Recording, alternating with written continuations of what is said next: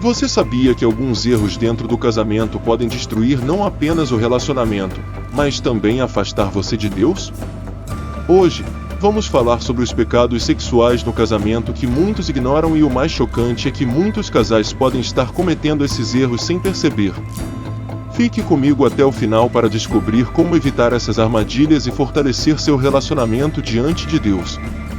Os principais pecados sexuais cometidos por casais, de acordo com a perspectiva bíblica, incluem atitudes e comportamentos que desrespeitam os princípios estabelecidos por Deus para a sexualidade dentro do casamento. O primeiro adultério, ter relações sexuais com outra pessoa fora do casamento. A Bíblia condena essa prática em diversos textos, como um trecho do Evangelho que Jesus Cristo ensina que o adultério não se limita às ações, mas também aos desejos e pensamentos, enfatiza a importância da fidelidade no casamento e da castidade nos pensamentos. Um exemplo que temos sobre adultério é o de Herodes Antipas e Herodias, é registrada nos Evangelhos de Mateus e Marcos, e mostra como o relacionamento deles foi marcado por adultério e escândalo. Herodes se envolveu com Herodias, que era casada com seu meio-irmão Filipe, iniciando um relacionamento enquanto ela ainda era casada com Filipe.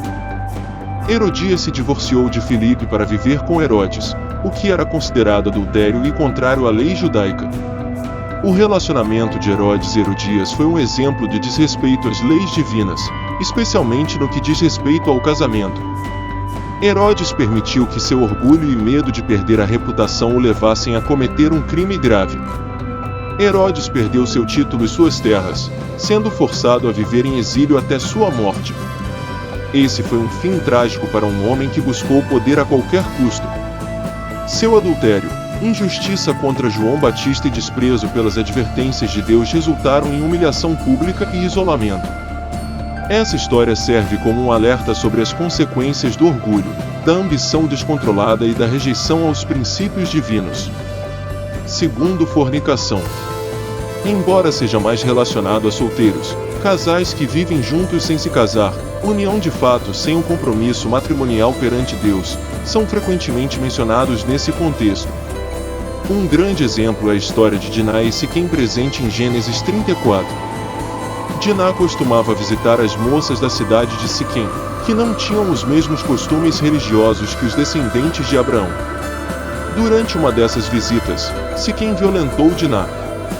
Simeão e Levi, irmãos de Diná, decidiram vingar a irmã. Eles convenceram os homens de Siquém a fazerem a circuncisão em troca de Diná em casamento. Enquanto os homens da cidade ainda estavam se recuperando, Simeão e Levi atacaram a cidade e mataram todos os homens, incluindo Siquém. Esse exemplo destaca como a fornicação é abordada na Bíblia como algo contrário aos princípios de santidade e fidelidade a Deus. Terceiro, imoralidade sexual. Isso abrange práticas sexuais consideradas contrárias aos princípios divinos, como pornografia, fantasias que incentivem pecados ou comportamentos que degradam o valor do outro cônjuge. Um grande exemplo é a história de Abraão e Sara com Agar. Depois de esperar vários anos e ainda sem filhos, Sara sugeriu uma solução: dar sua serva egípcia, Agar, a Abraão para que ele tivesse um filho por meio dela. Isso era uma prática comum nos tempos antigos para garantir descendência. Abraão aceitou a sugestão, e Agar concebeu um filho. Quando Abraão e Sara tentaram resolver o problema da esterilidade de Sara à sua maneira, eles criaram um conflito que perduraria por gerações. A história ensina que agir fora da vontade de Deus pode trazer complicações e consequências que não podem ser desfeitas facilmente. Quarto, diz respeito à exclusividade sexual no casamento. O relacionamento sexual é exclusivo entre os cônjuges. Qualquer forma de traição, seja física ou emocional, é considerada pecado. Provérbios nos ensina: seja fiel à sua mulher e dê o seu amor somente a ela. Os filhos que você tiver com outras mulheres não lhe farão nenhum bem. Quinto, negação ou egoísmo no relacionamento sexual. A Bíblia ensina que os cônjuges devem atender às necessidades um do outro com amor e respeito. Negar-se ao outro sem justificativa pode gerar conflitos e abrir brechas para o pecado. Nos ensina: a intimidade sexual foi planejada para ser mutuamente satisfatória para os cônjuges. A Bíblia deixa claro que os casais não devem se privar da gratificação sexual um do outro, exceto por acordo mútuo e por um período de tempo específico. Sexto, atitudes desonrosas ou abusivas.